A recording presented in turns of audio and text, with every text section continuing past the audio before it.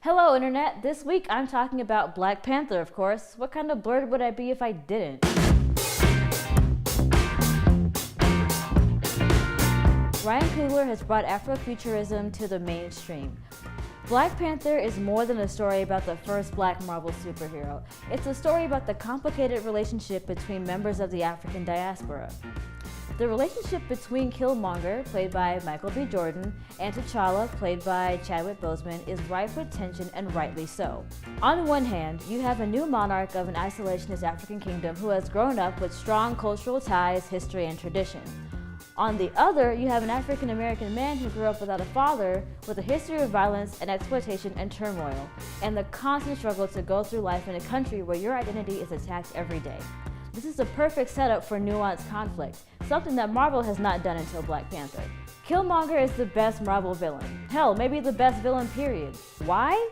Because, well, he's got a point. His motivations are understandable, and no matter how much you want to object to his actions, there is still a part of you that agrees with him. That Wakanda, hiding in the shadows while the rest of Africa and the diaspora suffered at the hands of European barbarians, was a betrayal to their people and selfish beyond belief.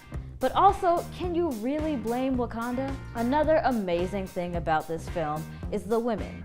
I have never seen black women in sci-fi written so well, and they are wonderfully dark. No Hollywood acceptable black like Zendaya or Tessa Thompson. No shade, but we have to admit that whenever black women are on the big screen in non-stereotypical roles, they are light-skinned.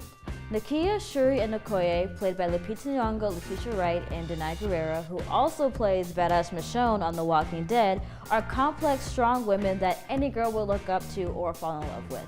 Nakia has similar feelings to Killmonger about Wakanda's place in the world. However, her actions are heart first, fist second.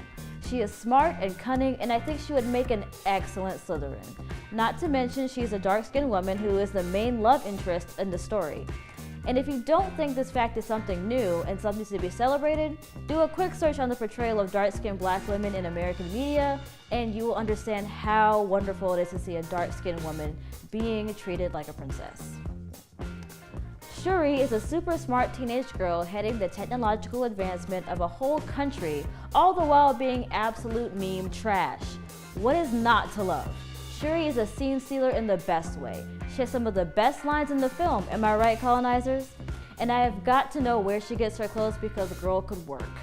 Okoye is an amazing warrior who values loyalty and duty above all else, but still manages to crack a joke at her king's expense.